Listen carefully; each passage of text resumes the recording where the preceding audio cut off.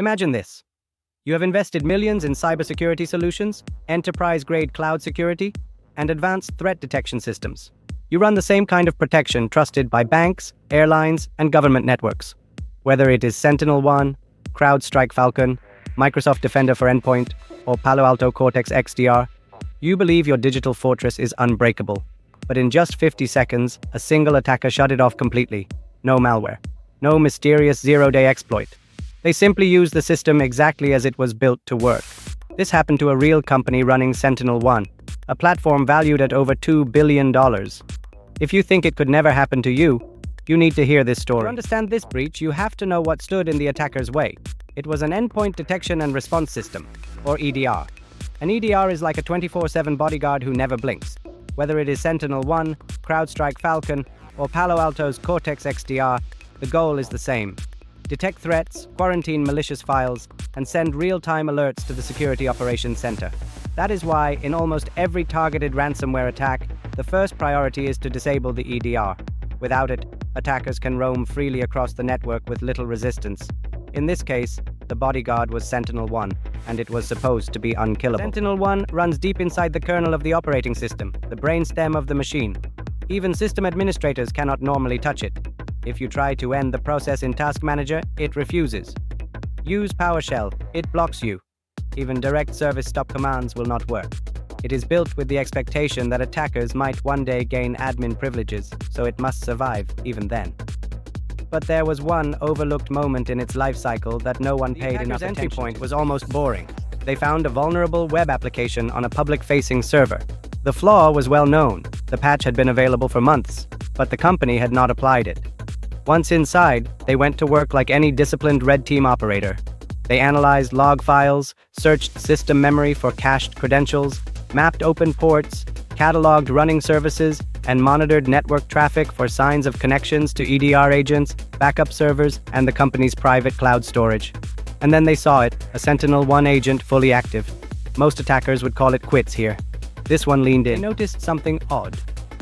On most endpoints, SentinelOne updated itself automatically, but here the updates were manual. That meant an installer was being run locally, instead of being pushed through a centralized enterprise software deployment tool like Microsoft Intune. The attacker, a meticulous planner, did not just take a guess. They rebuilt the environment in a lab.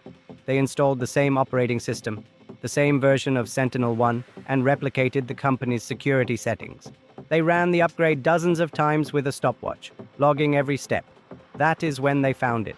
A 50-second gap where the old SentinelOne agent shut down and the new one had not yet started.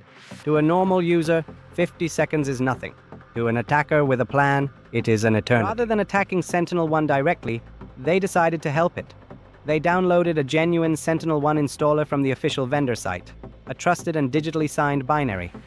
During the upgrade, the existing agent shuts down, leaving the system unprotected.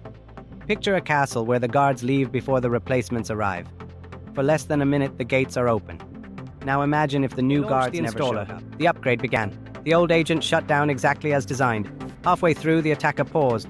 Too early and the system might restore itself. Too late and the new agent would be active again. The timing had to be perfect. At just the right moment, they executed a single terminal command, killing the installer process mid-upgrade. The old version was gone. The new version never appeared. The EDR, once thought unstoppable, had vanished. With defenses gone, the attacker moved fast. Ransomware spread across the network. Imagine a small business owner watching one credit card transaction fail, then another, then every single one. Or a factory worker whose paycheck depends on an assembly line that suddenly goes silent. In a hospital, the admissions desk freezes mid-patient intake. At an airport, the check-in system crashes right before boarding. This was not just a system failure. It was the shutdown of livelihoods, one domino at a time. The company's incident response team scrambled, but without alerts from SentinelOne, they were blind. Every move they made was guesswork. The most unsettling part is that nothing the attacker ran was inherently malicious. The installer was genuine. The commands were basic. In another setting, it could have been your own IT team doing a routine update. It is like a firefighter turning off the sprinklers for maintenance, only for a fire to break out at that exact moment. And this is not just about SentinelOne. The same principle applies to CrowdStrike, Microsoft Defender for Endpoint, Palo Alto Cortex XDR, and almost any advanced endpoint security product.